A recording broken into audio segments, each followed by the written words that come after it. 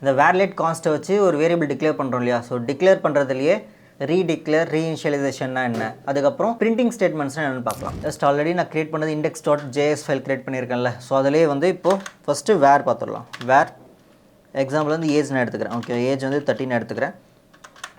இது வந்து என்ன சொல்லுவாங்க அப்படின்னா வேர் ஏஜ் ஈக்குவல் டு 13 ஒரு வேரியபிள் நான் எடுத்திருக்கேன்.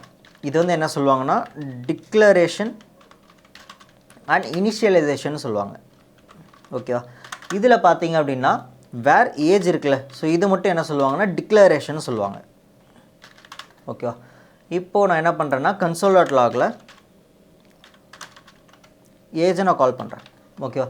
ஏஜை கால் பண்ணேன் அப்படின்னா இப்போ நான் ப்ரௌசரில் போய் பார்க்குறேன், பார்த்தோன்னா 30 பிரிண்ட் ஆயிருக்கா. ஸோ இது டிக்ளரேஷன் சொல்லுவாங்க. அடுத்து பார்த்தீங்கன்னா இனிஷியலைசேஷன்றது என்ன அப்படின்னா டிக்ளேர் பண்ணதுக்கப்புறம் ஒரு மெமரி இந்த வேரியபிள் நேமுக்கு மெமரி அலோகேட் ஆகுமா. ஸோ அலோகேட் ஆனதுக்கப்புறம் ஏஜ் ஈக்குவல் டு இதுக்கப்புறம் ஒரு வேல்யூ வந்து நான் 14 நான் கொடுக்குறேன். சரியா. இதுக்கு பேர் என்ன சொல்லுவாங்க இனிஷியலைசேஷன் சொல்லுவாங்க.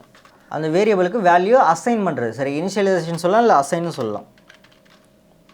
அசைனிங். சரியா, அசைனிங் சொல்லலாம். இதை நான் கமெண்ட் பண்ணிக்கிறேன். அடுத்து பார்த்தீங்க அப்படின்னா ரீடிக்ளேர்னு சொல்லுவாங்க. ரீடிக்ளேர் அப்படின்னா திரும்பவும் வந்து கீவேர்டை ஃபாலோ பண்ணி அந்த வேரியபிள் நேமை டிக்ளேர் பண்ணுறதுக்கு என்ன சொல்லுவாங்க ரீடிக்ளேர்னு சொல்லுவாங்க. திரும்ப வேர் ஏஜ் ஈக்குவல் டு 17 நான் கொடுக்குறேன். ஓகேவா. ஸோ எனக்கு ஃபைனலாக எது இருக்கோ அதான் எடுத்துக்கும். இது வந்து டிக்ளேர் இனிஷியலைசேஷன் சொல்லுவாங்க. இது வந்து ரீடிக்ளரேஷன் சொல்லுவாங்க. ரீடிக்ளரேஷன் ப்ரௌசரில் போய் பார்க்குறேன். ஃபைனலாக என்னோடய அவுட்புட் என்ன இருக்கும் அப்படின்னா 17 இருக்கும் ஏஜோட வேல்யூ. ஏன்னா 39th லைன் வரும்போது ஏஜோட வேல்யூ நான் 70 வந்து திரும்ப டிக்ளேர் பண்ணி வேல்யூ வந்து சேஞ்ச் பண்ணியிருக்கேன். சரியா.